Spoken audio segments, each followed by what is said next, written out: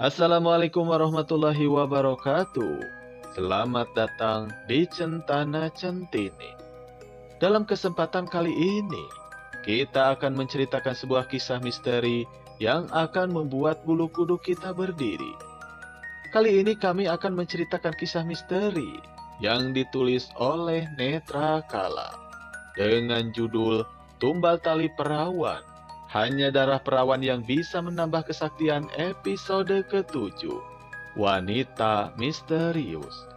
Namun sebelum kita lanjut ke ceritanya, bagi kalian yang belum subscribe, silakan subscribe sekarang juga. Dan jangan lupa aktifkan loncengnya agar tidak ketinggalan cerita seram lainnya dari channel ini. Lalu bagaimana kelanjutan kisahnya? Jangan berlama-lama, ayo kita langsung ke ceritanya.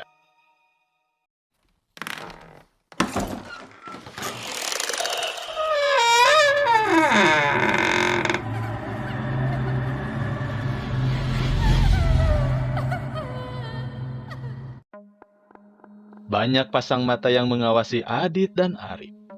Akan tetapi, mereka tidak peduli dan tidak menoleh sedikit pun. Adit terus saja berjalan, sedangkan Arif mengekor di belakangnya. Pikiran Adit sangat kacau. Selain shock melihat mayat wanita itu, dia juga tidak habis pikir. Bagaimana mungkin ada kematian yang beruntun seperti ini? Adit terhenti, tanpa sadar ternyata mereka sudah sampai di depan gubuk. Diambilnya sebatang rokok dan mulai menghidupkannya. Pandangannya jauh lurus ke depan, Arif juga melakukan hal yang sama. Tidak ada obrolan yang keluar dari bibir kedua pemuda itu. Asik dengan pikiran mereka masing-masing. Apa yang harus kita lakukan, Rip? Ucap Adit sambil menghembuskan napas dengan kasar. Semuanya serba rumit. Aku benar-benar tidak bisa menduga siapa dalang dari semua ini. Hanya satu hal yang kupikirkan saat ini, jawab Arif. Adit menolehkan kepalanya kepada Arif, berharap ada solusi yang muncul dari temannya. Seperti yang kamu katakan, kunci dari semua ini sekarang hanya wanita misterius itu, ucap Arif, yang menyadari kalau Adit tengah memandangnya. Merasa kecewa, Adit kembali memandang ke depan lagi. Desa ini sebetulnya indah, layak untuk dijadikan tempat untuk menyepi. Tapi sialnya, ada orang yang justru membuat itu semua menjadi rusak. Kita ke Padirman. Saat ini orang-orang sedang sibuk melihat mayat wanita itu. Tidak akan ada yang memperhatikan kita, kata Arif. Ayo, ucap Adit yang langsung berdiri. Melihat semangat Adit, Arif tersenyum. Segera mereka melangkah menuju rumah Padirman, berharap ada sedikit petunjuk yang bisa mereka dapatkan. Assalamualaikum, Pak Padirman, ucap Arif sambil mengetuk-ngetukkan tangannya ke daun pintu rumah Padirman. Cukup lama mereka menunggu, sampai terdengar suara pintu yang terbuka. Nampak sekarang wajah Padirman yang setengah tersembunyi di balik keremangan rumahnya. Ngapain lagi kalian? Ucap Padirman dengan nada yang terlihat khawatir. Adit yang mengedar ucapan Padirman cukup kecewa. Tidak ada sambutan hangat. Laki-laki di depannya ini seolah sedang kedatangan penagih hutang. Ada hal yang ingin kami tanyakan lagi, Pak. Boleh kami masuk? Ucap Arif. Sedang Adit hanya diam memperhatikan. Sesekali kepalanya menengok ke kanan dan juga ke kiri untuk mengecek keadaan. Terlihat mempertimbangkan, akhirnya Padirman mengizinkan mereka untuk masuk. Baik, cepat masuk, ucapnya sambil membuka pintu agar Adit dan Arif bisa masuk. Setelah mereka duduk, buru-buru Padirman menutup pintu rumahnya. Apalagi yang ingin kalian ketahui?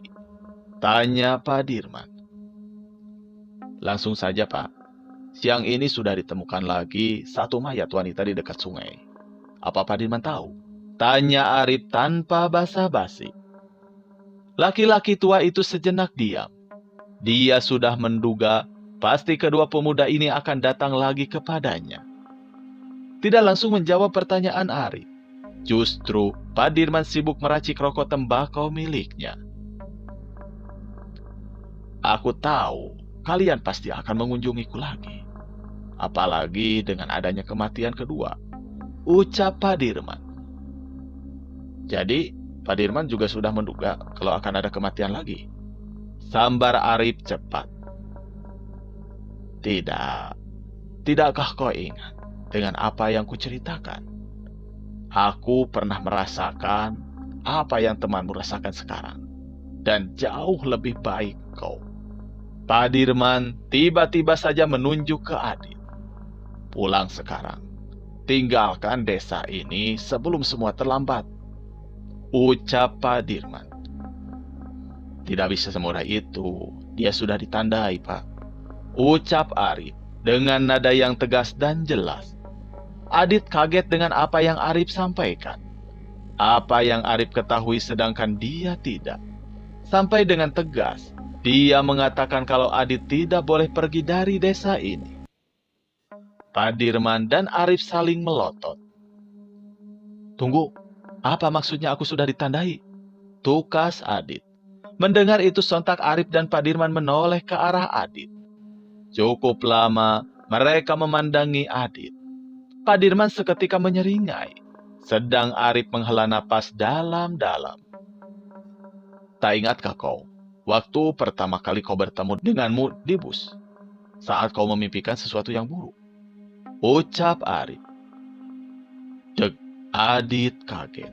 Dia lupa pernah memimpikan sosok Dinda yang memintanya untuk pulang. Aku masih belum mengerti. Tolong jelaskan. Ucap Adit memohon. Nanti akan kujelaskan. Sekarang yang penting kita dengarkan dulu cerita Padirman. Bagaimana caranya dia bisa lolos dari semua ini? Ucap Arif. Sudah seberapa banyak yang kamu ketahui, anak muda? Ucap Padirman. Arif menyeringai mendengar pertanyaan Padirman. Sesuatu yang belum pernah Adit lihat semenjak dia mengenalnya. Orang ini juga berbahaya, batin Adit. Jika memang bukan dirimu dalang dari semua ini, tolong ceritakan kepada kami apa yang kamu ketahui, Pak. Ujar Arif lunak. Kalau tujuan kalian mencari tahu bagaimana menghentikan semua ini, aku tidak tahu. Dan aku sama sekali tidak bisa membantu kalian. Semua teror itu aku juga mengalaminya. Anak kandung yang kubesarkan menghantui bapak dan ibunya sendiri dengan kondisi yang mengenaskan. Kata Padirman, sekarang nampak sekali ada gurat kemarahan dalam wajah tuanya. Tidak, kami hanya ingin tahu bagaimana semua ini selesai. Ucap Arif yang masih terus menatap laki-laki tua di depannya. Cukup lama mereka terdiam, Adit sendiri tidak berusaha mendesak. Biarlah Padirman yang mempertimbangkannya. Hari ketiga setelah kematian Asih, kami berdua benar-benar terpukul. Setiap waktu istriku menangis saat teringat anaknya. Dunia kami terasa hilang. Semua yang sudah kami bangun untuk Asih menjadi tidak berguna sama sekali. Ujar Padirman, terlihat kini matanya mulai memerah. Ada rasa iba yang muncul di dalam batin Adit. Aku masih ingat. Malam itu hujan turun dengan deras sekali dari sore.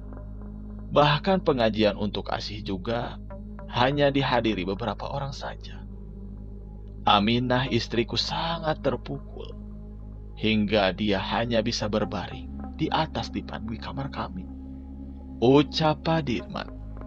Menghela napas dalam-dalam, seolah sedang mencari kekuatan untuk menceritakan sesuatu yang tidak ingin dia ingat-ingat lagi.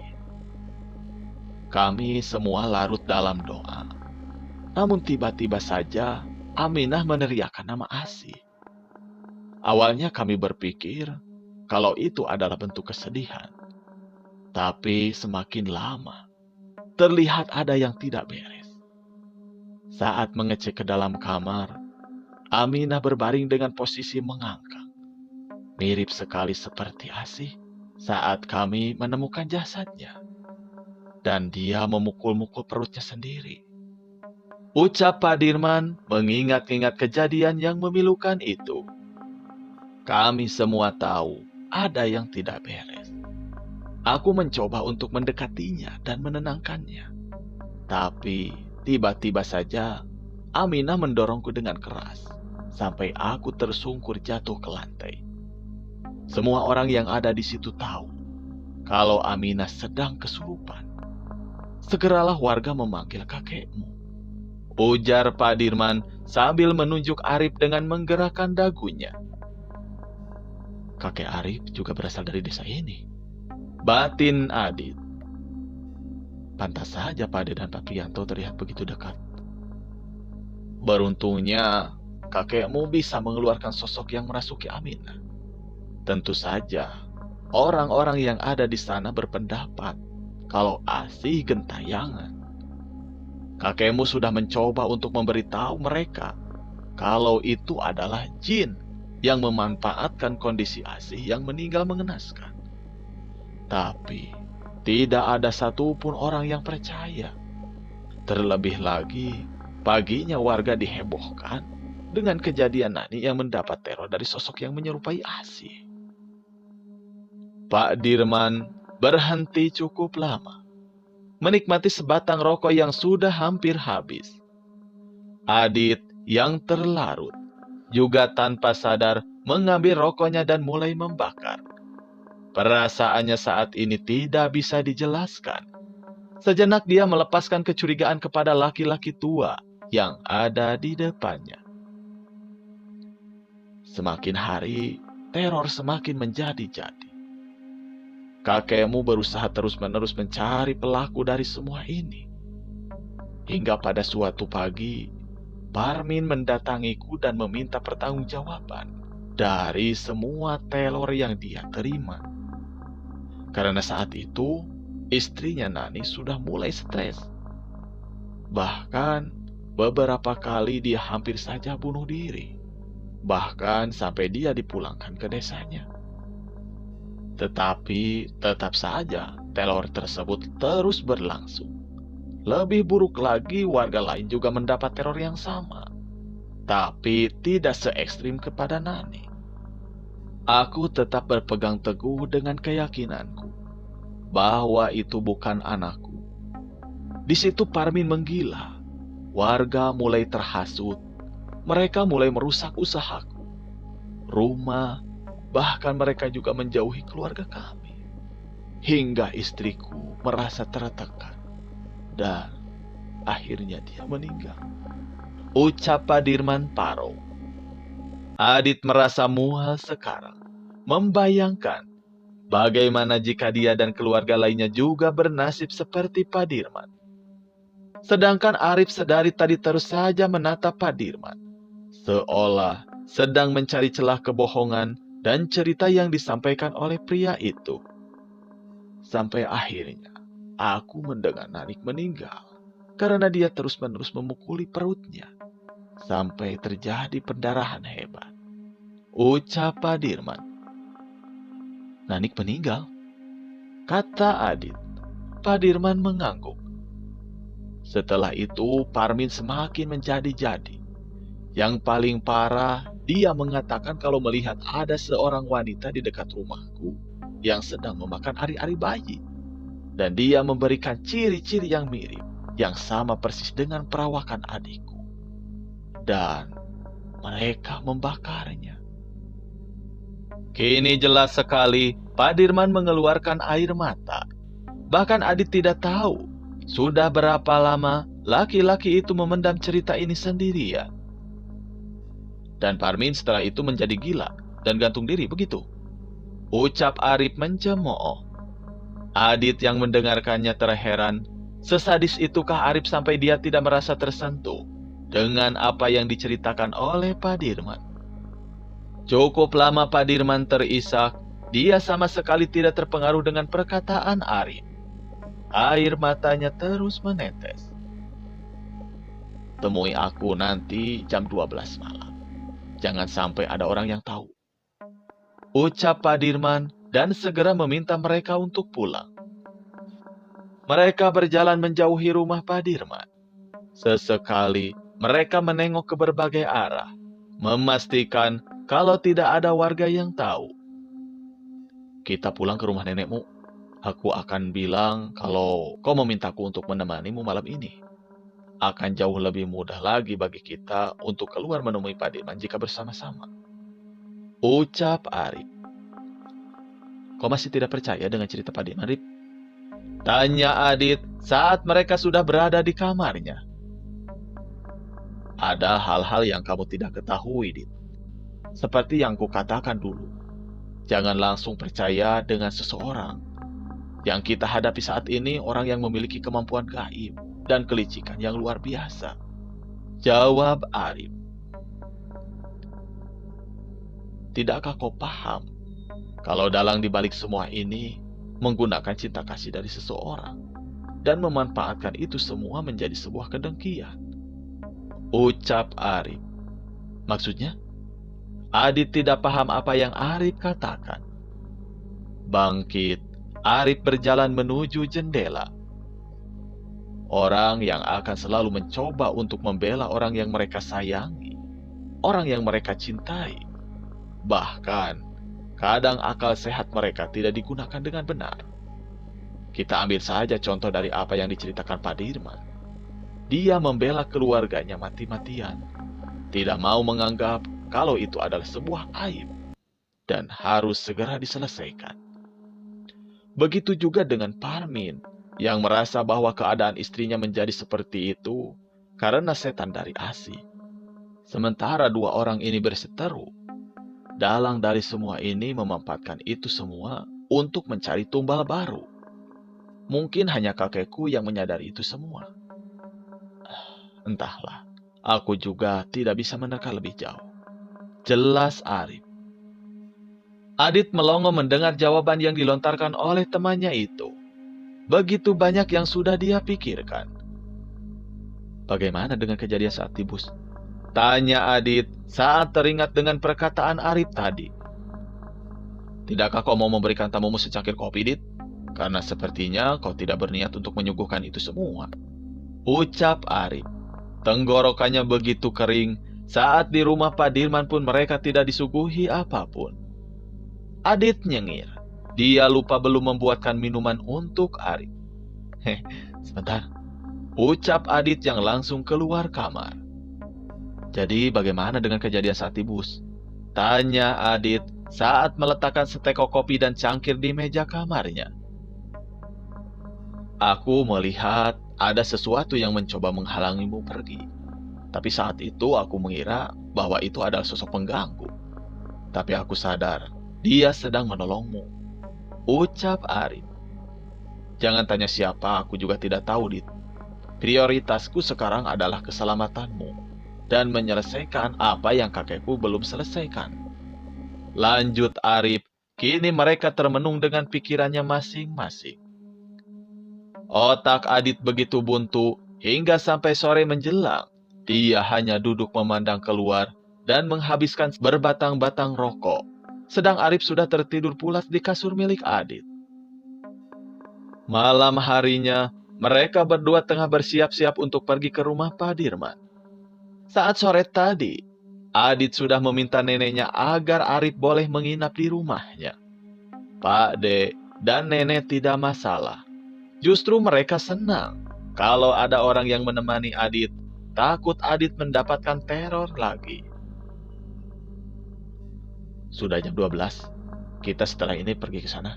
Jangan lupa kunci kamarmu, ujar Arif yang sudah nangkring di ambang jendela dengan posisi jongkok. Lagamu mirip seperti maling, Rip. Ucap Adit, saling tatap mereka terkekeh bersamaan.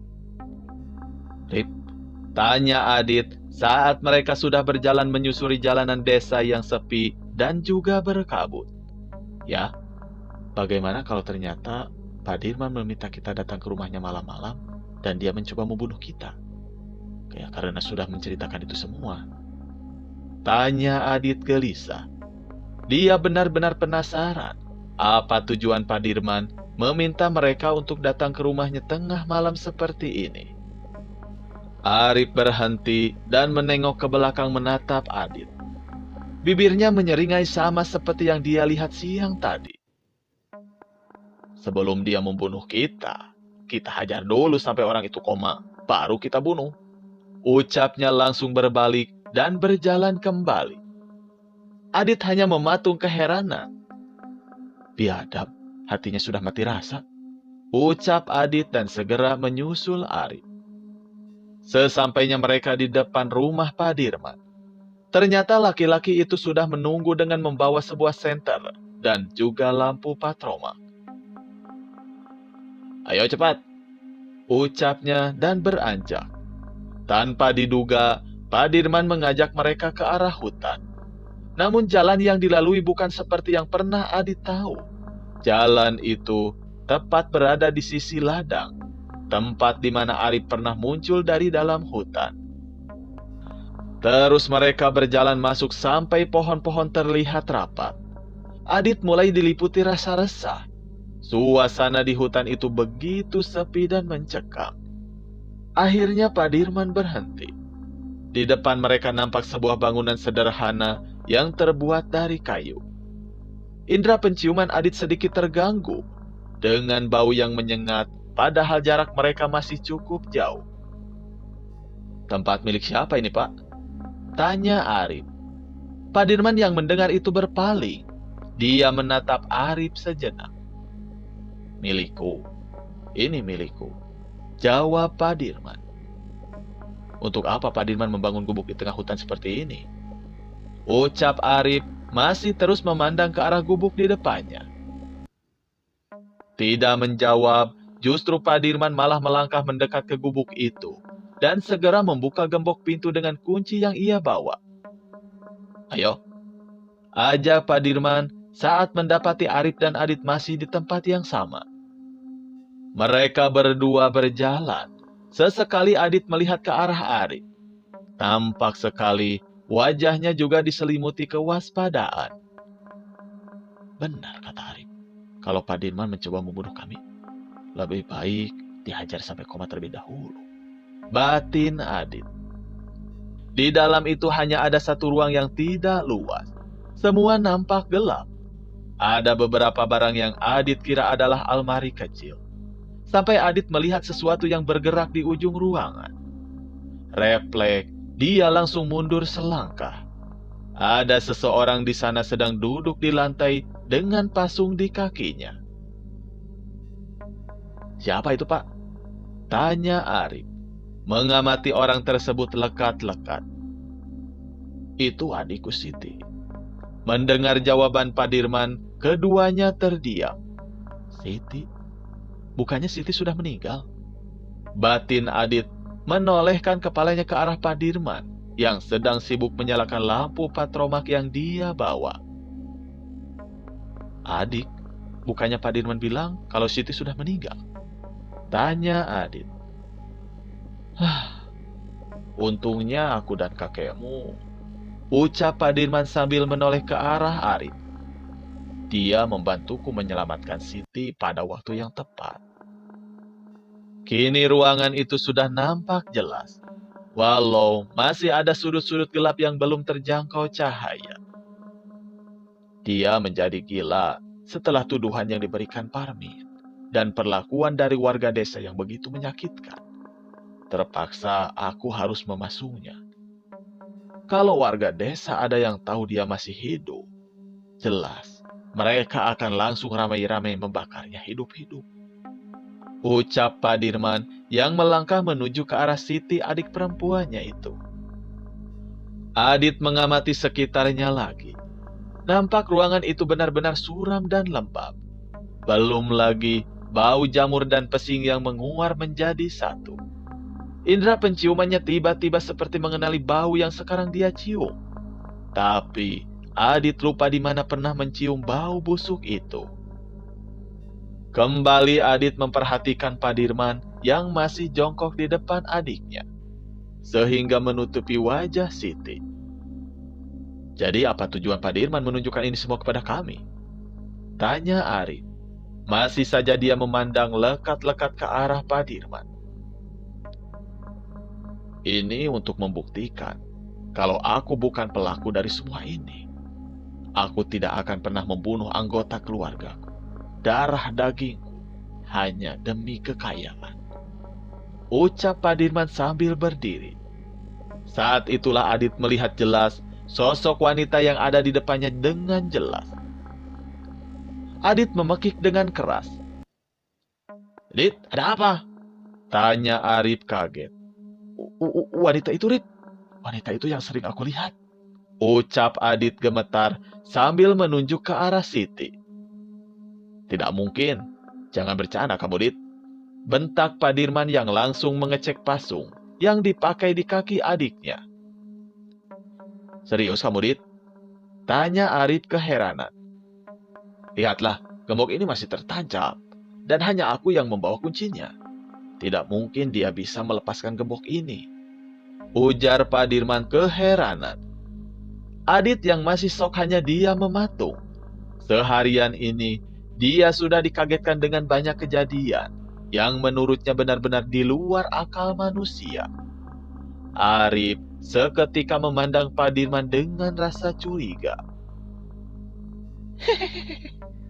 "Boleh kalian," bentak Siti sambil melotot ke arah mereka semuanya.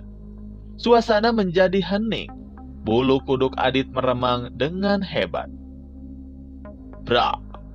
Jendela yang ada di gubuk itu tiba-tiba saja terbuka dan bergoyang-goyang, diiringi dengan angin kencang sampai membuat rambut Adit berterbangan.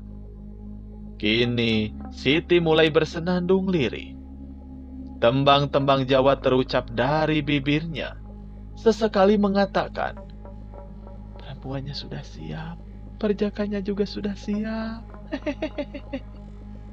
Sementara itu, mereka semua masih syok dengan kejadian yang barusan mereka alami. Srek. Spontan, Adit dan Pak Parmin menoleh ke arah jendela. Di sana ada sosok yang tengah berdiri menyamping. Lalu, perlahan berjalan menuju ke belakang gubuk. Adit benar-benar ketakutan sekarang. Adit menoleh ke arah Arif yang ternyata dia sudah duduk bersila dan memejamkan matanya. Mas Adit tolong ningru, Mas." Tersentak Adit langsung merapatkan tubuhnya ke arah Padirman. "Siapa itu?" ucap Padirman. Namun sepertinya Adit sudah mengetahui siapa pemilik suara itu. Bagaimana mungkin dia tidak mengenali suara Ningrum? Kalau hampir setiap hari dia mendengar kalimat permintaan itu. Dua. Terlonjak, Adit dan Padirman sama-sama memandang sumber suara yang mirip sekali dengan petasan. Sebuah percikan api muncul begitu saja di belakang Siti. Arif segera bangkit dan berjalan menuju rak yang ada di ujung ruangan. Dia sedang mencari-cari sesuatu. "Dari mana ini, Pak?" ucap Arif sambil menunjukkan keris kecil segenggaman tangannya. Padirman diam. Dia tidak seperti Adit yang ketakutan. Bahkan seperti sudah biasa dengan kejadian seperti ini. "Ini dari kakekmu," ucapnya singkat. "Sepertinya adikmu memang sengaja dibuat menjadi gila seperti ini," ujar Arif. "Maksudmu?" tanya Padirman kaget. Selama ini dia mengira kalau Siti adiknya menjadi seperti ini karena fitnah dari warga desa. Bahkan kakeknya Arif pun tidak mengatakan apa-apa. "Aku melihat ada dua sosok di dalam tubuh Siti, tapi jelas sekali energinya berbenturan. Kalau benar ini dari kakekku, berarti selama ini dia sedang mencoba menahan agar Siti tidak dikendalikan sepenuhnya oleh sosok itu," ucap Arif. "Perempuannya sudah siap, perjakannya sudah disiapkan," Ucap Siti, terus-terusan saja dia mengatakan kalimat itu, dan terus menembak. Entah ada dorongan yang muncul di dalam diri Adit untuk terus melihat ke arah Siti. Kondisinya benar-benar mengenaskan, pantas saja dia berjalan dengan menyeretkan kakinya. Tapi bagaimana mungkin dia bisa bergerak dan berjalan-jalan ke desa kalau kunci yang memasuk kakinya di bawah Pak Dirman? Batin Adit. Belum juga pikiran itu Adit utarakan kepada Arif maupun Pak Dirman. Kejadian itu terjadi dengan cepat.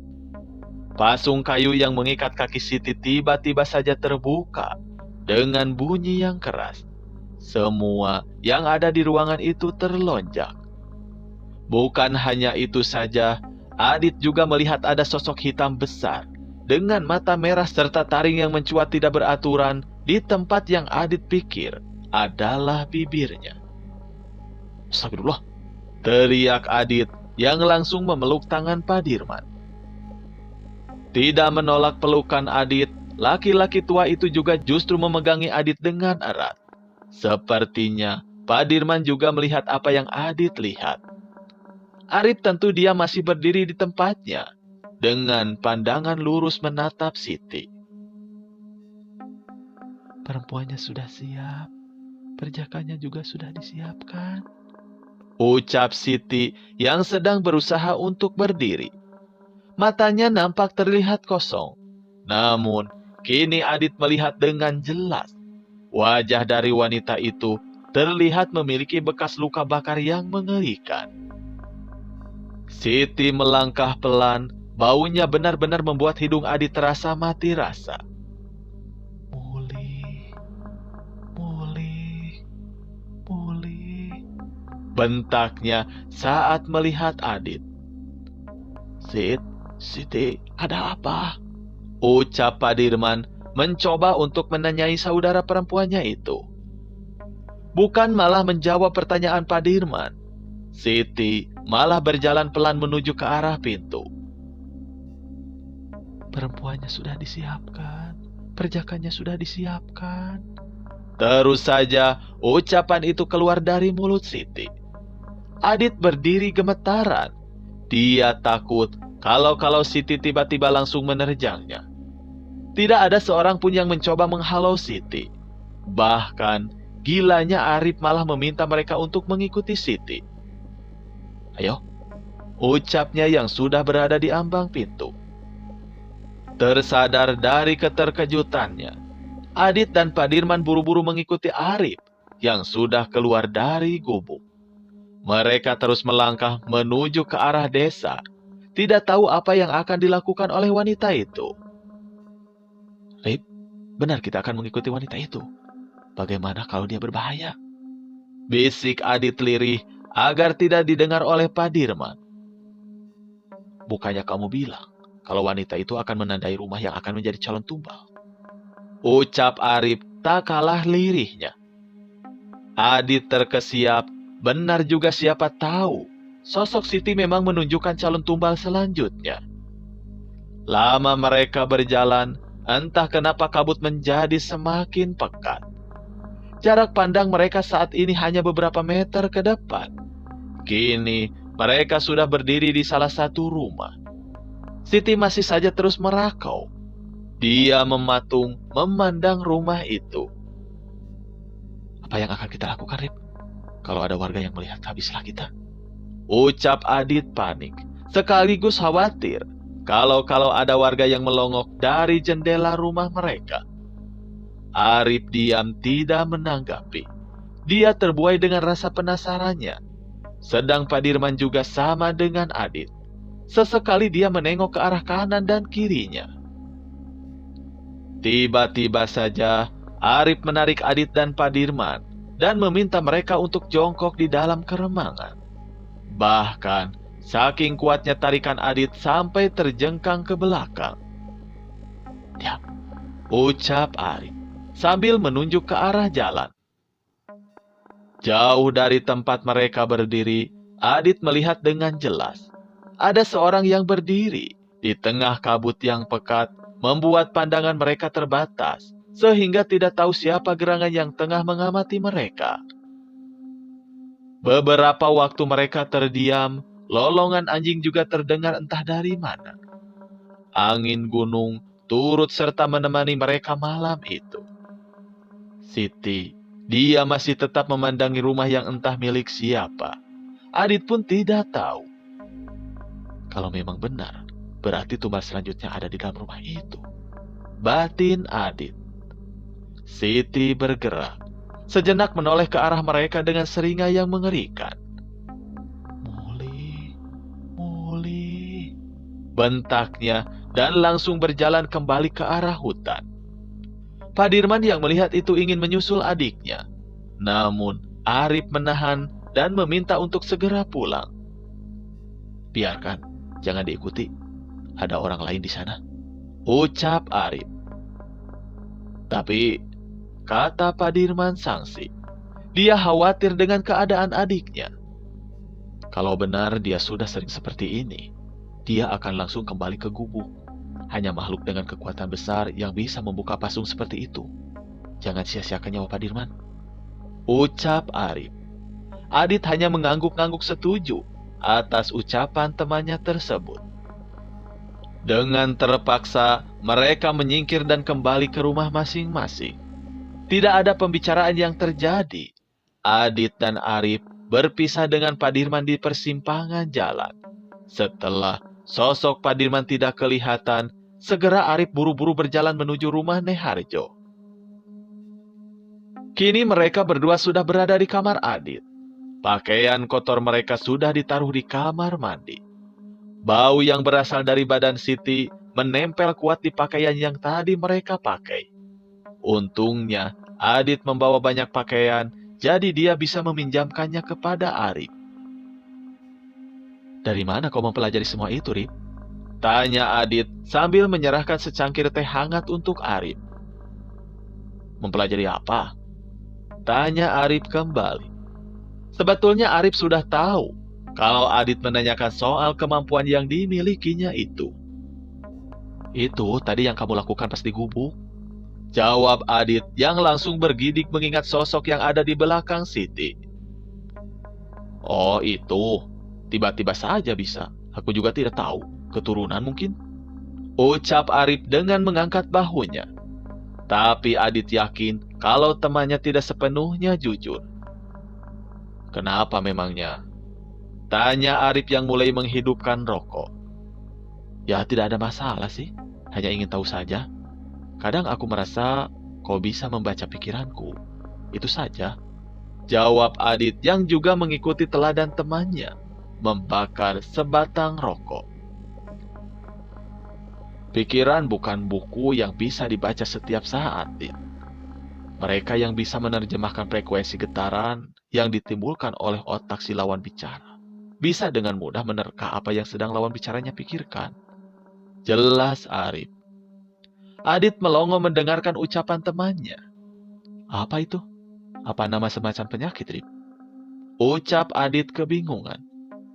Sudah lupakan. Kau jelaskan kau juga tidak akan paham. Dengan otakmu yang kecil itu, sebaiknya kita fokus dengan masalah yang kita hadapi. Tukas Arif tajam. Inilah salah satu hal yang Adit suka dari Arif. Tidak pernah bertele-tele dan sedikit bermulut pedas. Cocok sekali jika dijadikan sebagai orang yang bisa memancing keributan. Aku tidak tahu kalau kakekmu juga berasal dari desa ini, Rip. Tanya Adit. Ya, tidak sama sepertimu. Semenjak kecil memang aku dibesarkan oleh kakekku. Tapi waktu umurku 10 tahun, aku pindah ke kota sebelah. Jelas Arif. Pantas saja, Adit tidak pernah melihat Arif sebelumnya. Jadi kita sudah menemukan si wanita misterius itu. Kalau memang benar, berarti tumbal selanjutnya adalah wanita yang ada di rumah itu. Benar kan? Ucap Adit memastikan. Tapi kita juga harus berhati-hati. Karena dalang dari semua ini sepertinya sudah sadar kalau kita mengetahui tentang keberadaan Siti. Aku sedikit curiga. Justru Sitilah yang digunakan untuk membunuh mereka. Jelas, dengan kejadian ini tidak masuk akal. semua bisa saja menjadi mungkin, ujar Arif. Sekarang yang harus kita lakukan adalah mencari tahu siapa pemilik dari rumah itu dan bagaimana cara dia memilih tumbal selanjutnya. Apakah dengan hari kelahiran atau hanya sekedar belum menikah? Kalau memang si pelaku melancarkan aksinya dengan menghamili si wanita, itu akan jauh lebih mudah untuk menangkapnya. Lanjut Arif. Adit benar-benar takjub dengan pemikiran temannya ini. Sama-sama tersenyum, mereka sepakat untuk mencari informasi dari pemilik rumah yang tadi mereka kunjungi bersama Siti. Rahasia demi rahasia, sedikit demi sedikit mulai terungkap. Dimulai dari Pak Dirman, lanjut sekarang Siti. Semua ini akan menjadi titik terang kepada Arif dan juga Adit untuk mengetahui siapa sebenarnya yang menjadi dalang dari semua tragedi ini. Untuk itu, terus tonton episode selanjutnya untuk mengetahui kelanjutan ceritanya. Tumbal Tali Perawan.